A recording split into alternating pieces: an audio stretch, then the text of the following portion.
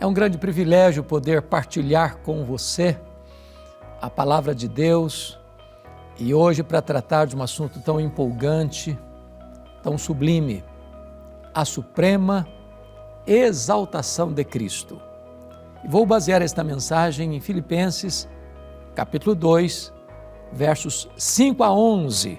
Vamos ouvir a leitura deste texto. Tende em vós o mesmo sentimento que houve também em Cristo Jesus, pois ele, subsistindo em forma de Deus, não julgou como usurpação o ser igual a Deus. Antes, a si mesmo se esvaziou, assumindo a forma de servo, tornando-se em semelhança de homens e reconhecido em figura humana. A si mesmo se humilhou, tornando-se obediente até a morte e morte de cruz. Pelo que também Deus o exaltou sobremaneira e lhe deu o nome que está acima de todo o nome, para que ao nome de Jesus se dobre todo o joelho, nos céus, na terra e debaixo da terra, e toda língua confesse que Jesus Cristo é o Senhor, para a glória de Deus Pai. O apóstolo Paulo, o grande bandeirante do cristianismo, este arauto da fé, este desbravador do reino de Deus, depois de percorrer várias províncias do Império Romano, plantando igrejas na Galácia, na Macedônia, na Acaia, na Ásia Menor, agora está preso pela primeira vez, porque ele teve 2 prisões em Roma, está preso em Roma, de onde ele escreve esta carta aos Filipenses. Esta carta, a epístola da alegria, mesmo na prisão e sob algemas, Paulo está transbordando de uma alegria indizível e cheia de glória. E no texto em pauta, ele fala sobre a humilhação e a exaltação de Cristo, dando este exemplo magno para sanar e resolver alguns problemas de relacionamento naquela comunidade cristã. E eu gostaria então de tratar, em primeiro lugar, dos degraus da humilhação de Cristo, onde ele desce da glória às profundezas da humilhação da cruz. E o texto vai nos dizer algo muito importante. Está escrito assim no verso 6. Pois ele, subsistindo em forma de Deus, não julgou como usurpação o ser igual a Deus. Adão, sendo homem, quis ser igual a Deus. Lúcifer, sendo anjo de luz, quis ser maior do que os outros anjos e ser igual a Deus. Porém, Jesus, o Verbo eterno, pessoal, divino, autoexistente, sendo Deus, não julgou como usurpação o ser igual a Deus. Ele abriu mão da sua glória, sendo transcendente, tornou-se imanente, sendo Deus, se fez homem, sendo eterno, entrou no tempo, sendo o Rei da glória, assumiu uma forma de servo. O texto prossegue no verso 7 e diz: antes a si mesmo se esvaziou. Preste atenção que ele não foi esvaziado, ele se esvaziou. E ele é transcendente, ou seja, ele é maior do que tudo quanto ele mesmo criou, porque todas as coisas foram feitas por intermédio dele e sem ele nada do que foi feito se fez. Se o nosso universo, segundo os estudiosos, é tão vasto, é tão grande, se este universo é tão colossal, se ele tem uma extensão para nós quase incompreensível, de bilhões de anos-luz, e se este é maior do que tudo quanto ele mesmo criou, ele foi se esvaziando, se esvaziando e se esvaziando, a ponto de transformar-se num zigoto, num embrião, num feto. num bebê que nasce de uma virgem, enfaixado em panos, colocado num coxo de animal comer numa manjedoura. Ele a si mesmo se esvaziou. Mas o texto diz que ele se esvaziou e assumiu a forma de servo. Não uma forma aparente, teatral, não apenas uma misura. De fato, ele assumiu definitivamente a forma de servo. Ele não veio para ser servido, ele veio para servir. Sendo ele o mestre e o Senhor, ele lavou os pés dos discípulos. Ele andou por toda parte fazendo o bem, libertando os oprimidos do diabo. Os cegos viram, os surdos ouviram, os mudos falaram, os coxos andaram, os leprosos foram purificados, os mortos ressuscitaram. As pessoas que chegavam a ele machucadas, feridas, quebradas, ele as restaurava. Ele veio para servir. Mas o texto prossegue e diz ainda que ele também tornou-se obediente até a morte, e morte de cruz. Ele não foi para aquela cruz porque cometeu o pecado, ele era inocente.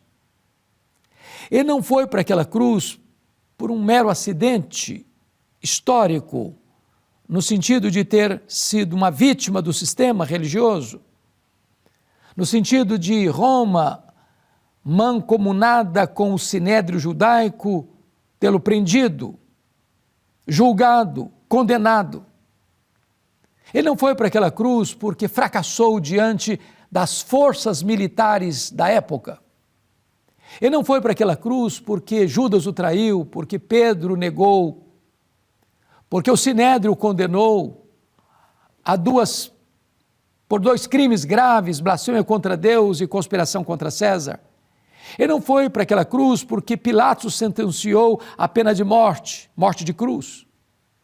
Ele foi para aquela cruz como nosso Redentor, voluntariamente, porque o Pai também o entregou por amor.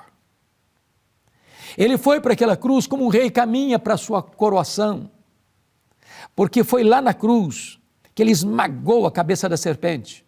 Foi lá na cruz que ele expôs os principados e potestades ao desprezo. Foi lá na cruz que ele comprou para nós, com o seu sangue, eterna redenção. Foi lá na cruz que ele pagou a nossa dívida e anulou o escrito de dívida que era contra nós.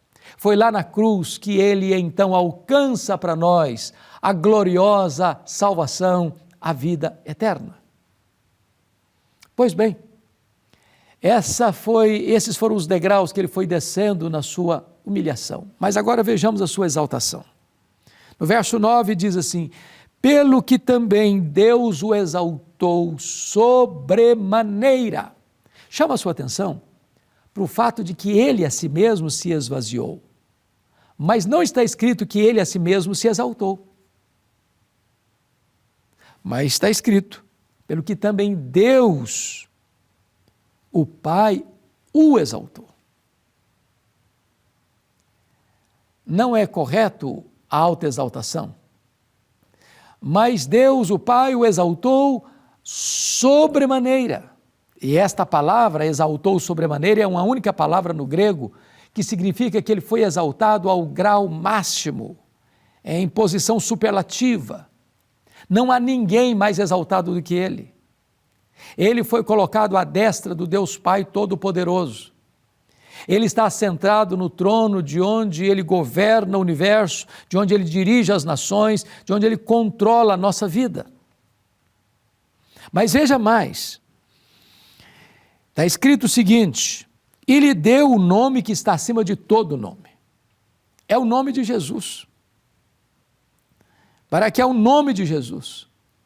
Este é o nome sobre todo nome. Há poder nesse nome. Há poder para perdoar pecados nesse nome. Há poder para curar os enfermos nesse nome. Há poder para expulsar os demônios nesse nome. Há poder para vencer as trevas nesse nome. Há poder para desbaratar todas as tramas do adversário nesse nome. Diante desse nome, todos tremem no inferno, porque este é o nome sobre todo nome, o nome todo-poderoso de Jesus Cristo. E Paulo prossegue e diz assim: para que ao nome de Jesus se dobre todo o joelho nos céus, na terra e debaixo da terra. Em outras palavras, anjos, homens, demônios, precisam se curvar diante desse nome. Aqueles que hoje não o fazem voluntariamente, terão que fazê-lo necessariamente no grande dia do juízo. Até o diabo vai ter que confessar que Jesus Cristo é o Senhor. Até os demônios vão ter que confessar que Jesus Cristo é o Senhor. Até os homens ateus vão ter que confessar que Jesus Cristo é o Senhor. Até os satanistas vão ter que confessar que Jesus Cristo é o Senhor. Não haverá qualquer ser no céu, na terra e no inferno que seja dispensado desta declaração pública de que Jesus Cristo é Senhor, e vão ter que se prostrar, e vão ter que se ajoelhar diante dele. Reis, príncipes vão ter que se ajoelhar, filósofos, sociólogos, antropólogos vão ter que se prostrar, religiosos vão ter que se prostrar, satanistas vão ter que se prostrar, vão ter que se ajoelhar diante dele. E diz o texto: e toda língua confessará que Jesus Cristo é o Senhor. Há muitos senhores hoje, há muitos deuses pagãos hoje, há muitos homens que acham que estão revestidos de poder e autoridade, mas tudo isso vai cair por terra e há apenas um nome vai ser exaltado, diante de quem todo joelho vai se dobrar, diante de quem toda língua vai confessar que Jesus Cristo é o Senhor. Ele é o Senhor. Ele é o Rei dos Reis. Ele é o Senhor dos Senhores. Ele está sentado no trono. Ele tem as rédeas da história em suas mãos. Ele está conduzindo a história à sua consumação. Ele é o todo-poderoso Deus. Ele é a única esperança para você e para mim. Ele é o único nome que pode trazer salvação e vida eterna para nós. Ele é o único nome que pode trazer esperança para nós, porque Ele é a nossa paz, Ele é a nossa alegria, Ele é a nossa esperança, Ele é a nossa esperança, Ele é a nossa vida, Ele é a nossa justiça, Ele é a nossa recompensa, Ele é a nossa herança. Mas Paulo conclui dizendo: e toda língua confesse que Jesus Cristo é Senhor, para a glória de Deus Pai. Jesus foi enviado pelo Pai. Jesus viveu em sintonia com o Pai. Jesus era e é o prazer do Pai. Jesus veio para fazer a vontade do Pai. Jesus concluiu a obra que o Pai lhe confiou. Jesus voltou para o céu e foi entronizado pelo Pai à sua direita em majestade. O Pai o enviará a segunda vez para buscar a sua igreja e para julgar as nações. E então, ao fim, na consumação de todas as coisas, Jesus vai devolver toda a glória ao Pai. Que verdade bendita, que verdade preciosa. O mundo não está à deriva, a história não está sem rumo. Por mais estranho que possa parecer as circunstâncias à nossa volta, por mais dolorosa que seja a realidade mundial, saiba disso, o Senhor Deus não perdeu o controle da história. A história é teleológica, ela caminha para um telos, para um fim, para uma consumação. E a vitória é de Cristo e da sua igreja. Ao fim, o próprio Deus Pai receberá toda a honra, toda a glória e todo o louvor. E nós poderíamos encerrar com aquele texto sublime de Apocalipse. Eu vou fazer isso lendo para você. Apocalipse capítulo 5, versículo 13, está escrito: então ouvi que toda criatura que há no céu e sobre a terra, debaixo da terra e sobre o mar, e tudo que neles há, estava dizendo àquele que está sentado no trono e ao Cordeiro, seja o louvor e a honra e a glória e o domínio pelos séculos dos séculos. Amém. Eu quero orar com você e dar graças a Deus por Jesus Cristo, que foi sobre e excelentemente exaltado. E hoje você pode se prostrar diante dele e confessar que ele é o Senhor da sua vida. Eu te peço, Pai, que tu apliques esta palavra ao coração de todos aqueles que estão nos assistindo, para que se rendam a Cristo, recebendo-o como Salvador e Senhor, vivendo na presença dEle para a glória dEle. Assim oramos, em nome de Jesus. Amém.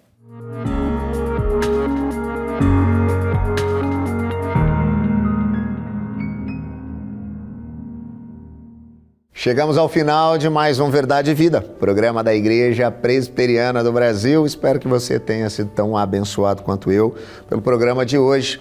E eu queria agradecer aos nossos parceiros em missão, aqueles que têm tornado possível nós estarmos aqui todas as semanas, compartilhando o Evangelho da graça de Cristo Jesus. O Evangelho que transforma, o Evangelho que é capaz de fazer novas todas as coisas. Se você quer também participar de alguma maneira, conhecer um pouquinho mais sobre a Igreja Presbiteriana do Brasil, um pouquinho mais sobre o nosso programa e como você também pode ajudar, entre em contato conosco, faça isso por meio do nosso WhatsApp, o código de área, está aparecendo tudo aqui, é o 11 947 18 94 50 e se mostrando ali interessado, a gente vai enviar um presente para você. Você vai receber na sua casa esse devocionário, Gotas de Esperança para a Alma, reflexões escritas para cada dia do seu ano, todas elas pelo reverendo Hernandes Dias Lopes. O programa Verdade e Vida vai ficando por aqui, mas semana que vem a gente está de volta, nesse mesmo horário e nesse mesmo canal.